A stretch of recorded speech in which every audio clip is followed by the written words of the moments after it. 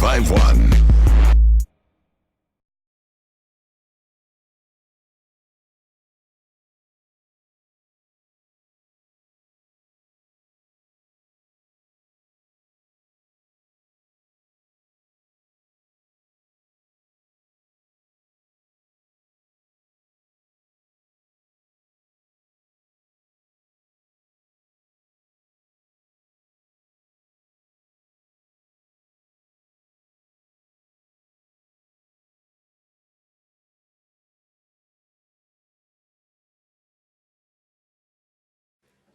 Power 1051 home of the Breakfast Club, Andrew Martinez, that hip hop and R&B. It's your main man, and Easy. It is the Sunday sit down, and today it's my countrymen. I'm from Haiti. I'm not from Haiti. My parents are from Haiti. I'm Haitian. I was born here. Okay. But here's my friend, my good friend DJ Scripz in the building. What's up? Well, I'm all right. How you doing, man? I can't complain. Tell me about this documentary first off. Well, the documentary is a very epic documentary. It's about the young Haitians growing up in Brooklyn, New York, during the 80s and the 90s. Stop right there. Stop right there. See, now I'm giving away my age. My cousin's in here too. He'll be able to verify the story.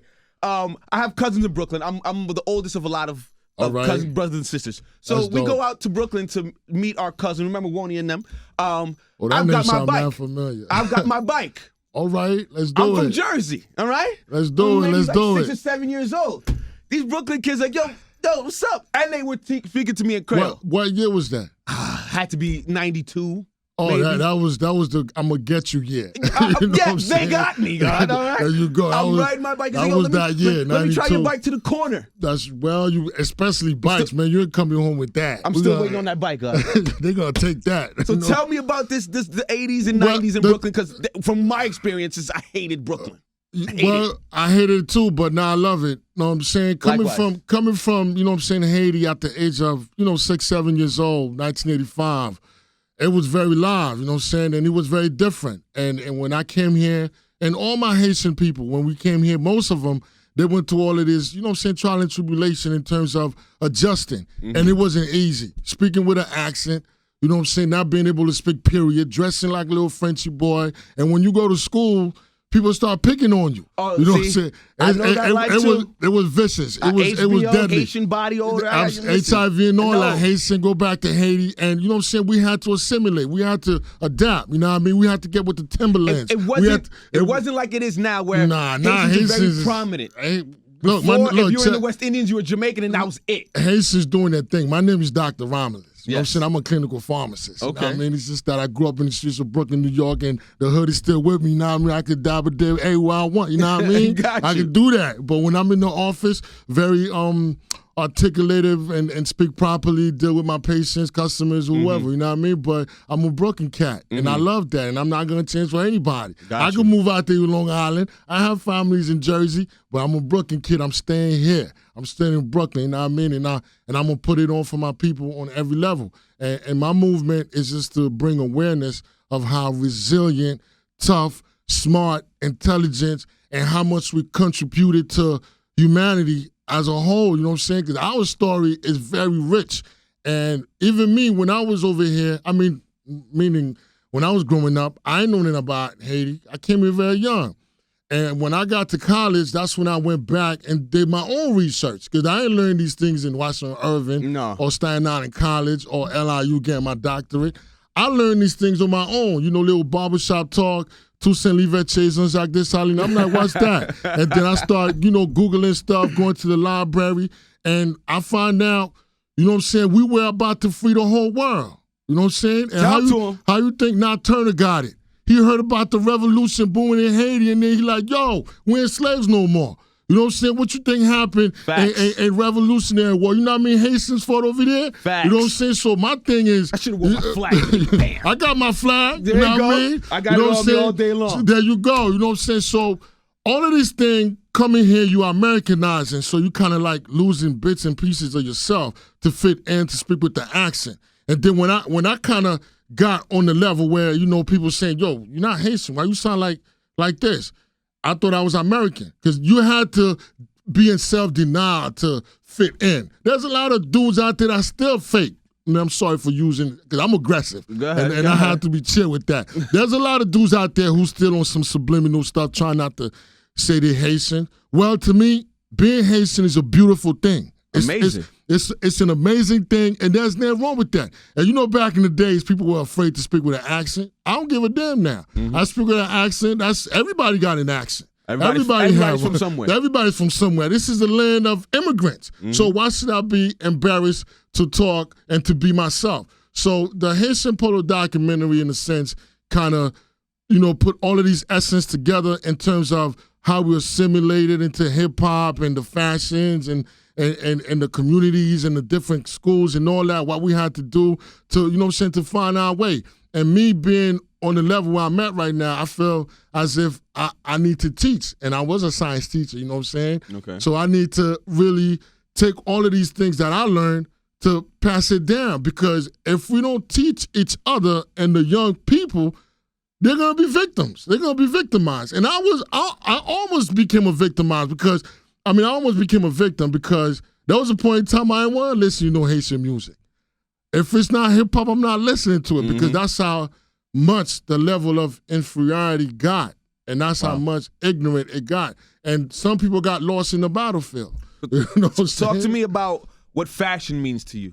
Oh, man. Because you have polo in the documentary. How does that work in? A lot of people, it's kind of weird for a lot of people who did not grow up in Brooklyn. Brooklyn, New York, it's kind of like the Mecca when it comes to fashion. During the 80s, you know what I'm saying, late 80s, polo reigned supreme. Late 80s, early 90s, polo was the brand to have. You know what I'm saying? 88, 89, 90, 91, 92, 93. Imagine you're a young Haitian immigrant, you're not fly, you're in trouble. So you gotta get your gears. You gotta get your polo, you gotta get your Guess, you gotta get your Tim boots, you gotta get your Tommy. And when you go to school, and the funny thing is some of us had an accent, but we look so fly, they had to accept that, oh man, this is a fly Haitian over there. But he's still Haitian, but he fly. And we kind of use the polo as a way to cross over, to kind of shield in, you know what I'm saying? And eventually, little by little, we started picking up the lingo and starting to want to rap and all of that and be part of society, you know what I'm saying? Be part of the mainstream urban culture. Okay, now, you know what I'm saying? As I'm talking to you now, and I remember and I lived through some of these things. Even your man, DJ Self, Nori's a low head. We know Nori. Listen, like I said, going through it, I feel like, are you showing the other part of it? Because there's parts of it where the kids, you want to assimilate to being cool. Because I remember I wanted to wear the baggy jeans and the thing, but Mom Dukes wasn't having that. Hell fam. yeah, and that's another thing. So it's like a two-edged sword. Like when you home, look, I came from a gospel background, Protestant. My father ain't trying to hear that hip hop stuff. No, my father ain't trying to hear that baggy stuff, and that's why I became a doctor. You know what I'm saying? He want me to come home, put my book on the table, and study hard. But Eric B. and Rakim was calling me. You know what I'm saying? You know what I'm saying? LL Cool J's calling me. Gotcha. So when I come home, I have to be that good kid. Because all we knew was, that's right. And this is the 3 L's. A lot of people want to know what the 3 L's are. What's the other one? Lakai. You know what I'm saying? So Haitian parents don't play. Like me, I'm a good kid, so I listen to my father, you know what I'm saying? And when I realized at the age of where I'm at, I ain't gonna tell my age. You know what I'm saying?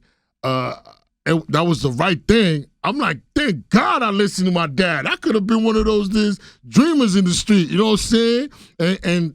And I'm not trying to disrespect anybody, but I feel like the story that I have to tell, it's not even my story. It's a Brooklyn story that needs to be told on the highest level. It's just like the Italians, when they came here, they had their stories. The Jews had their stories. We have our stories too. You know what I'm saying? And I feel that it's appropriate. It's very important because a lot of young Haitians, they don't understand. They're walking on Flatbush like somebody did not get smacked for them. You know what I'm saying? Somebody did not have to pull a knife out for them. Somebody did not have to put in the work. So they have to understand all of that in order for the community to come as a whole and for us to move forward. Because some of them think because they're popping right now, they're hot, they disrespecting the pioneers. Nah, you can't disrespect the person who laid the foundation. You can't disrespect the person who got smacked up in the hallways. That's the person you gotta look up to. So now, okay, this is a discussion I have with a lot of young rappers that I encounter. How do you give respect to the elders without feeling like you're being sunned and still being able to do your own thing? How is there a medium for me to show enough respect to these old heads and still do me and not feel like they're sunning me? Of course, we have that in the Asian culture. You have to respect your elders. Respecting somebody is the greatest form of humility. You know what I'm saying? I respect Rakim. If I was a rapper, I would look up to Rakim. I would give him all that, all the respect that he deserved. But, we're in a new generation. I would do what I need to do to come up as an artist. You respecting somebody doesn't mean that person's sunning you. And guess what? That's the problem we had on our block. I'm just giving you what you know what I'm saying? Everybody want to be the man. But that's not the right way. You can show somebody respect and you still the man. You still do you. You know what I'm saying? For example, J. Cole respect Nas a lot. J. Cole is the man, right? J. Cole, you know what I'm saying? We ain't gonna save her. You know what I mean? Yeah. So that's the man, right? Kendrick Lamar, he respect NWA a lot, right? And he's still the man, right? You know what I'm saying? And first of all, artists, I'm in this artist thing a little bit. I did my thing. When an artist shows pioneers respect, that shows a lot. That shows that he knows the culture. That shows that he's doing his research, and that shows that he want to take the game to the next level. When you see these little arrogant, egotistical people coming on board and they're trying to shove the OGs on the side, that said a lot about them in terms of how they came up, in terms of their level of respect, in terms of their homes. You know what I'm saying? Respect means a lot. And nothing wrong with respecting the OGs, man. Got you. You know Sunday what I mean? sit down, it's your man, EmEz, my Haitian family in the building, DJ Scripz. Now, talk about how long it took you to make the movie. Well, first of all, I got to shout out my crew, man. That movie was very painful, you know what I'm saying? Shout out to A-Tech, shout out to Cube Effect, shout out to Khalil, shout out to, Love is Blind, my man, Wanley. It took me about 2 years to get that movie out the way because it was my first production, you know what I mean, in terms of putting a film together because I work in a health setting, you know what I mean? Mm-hmm. Putting the film together, it's like far-fetched. So I have a little money, call up some homies of mine, you know what I'm saying, that's very good with camera, like my man Q Burrow. We sat down and we came up with the script, we came up with the ideas, and Cube did a wonderful job in terms of cementing everything together. So it took me about 2 years, and I got it processed over and over, and the movie's kind of very solid. And everybody who watched the movie, and they love the whole concept of it.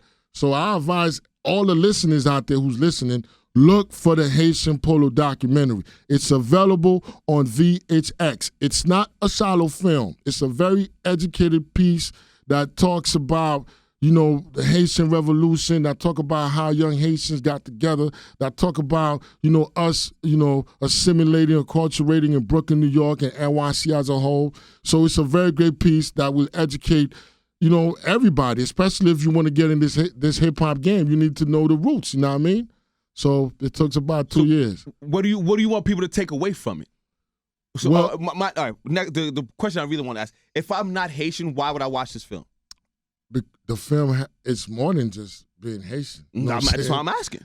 If you will see how other people interacted with the Haitians. When I said, for example, not every American kid or Jamaican kid was picking on the Haitians. You had other kids that was looking out for the Haitians who were not Haitians. So you will see how we came together as a community to kind of relate to each other. You know what I'm saying? And there's, for example, Bookman. Bookman is not Haitian.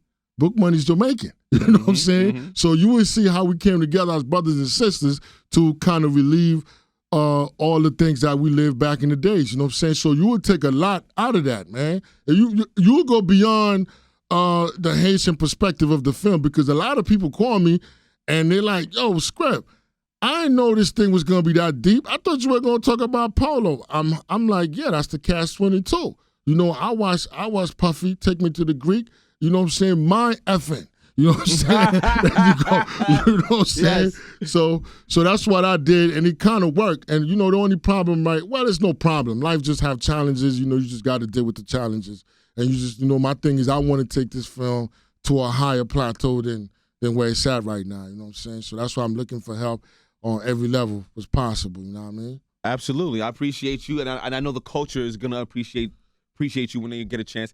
Put their eyes on this movie, the Haitian Polo Documentary. I appreciate you for coming by. Man, I respect that. How can they get in contact with you if they want to get in touch? Well, I'm always on social media. You know what I did to you. You know what I'm saying? Yes, man. You know what I'm saying? I'm always on Instagram, the Haitian Polo Documentary, underscores in between all the words, DJ Scripz. Scripz is spelled SCRIPZ. I'm on Twitter, DJ Scripz again. Same thing. SCRIPZ.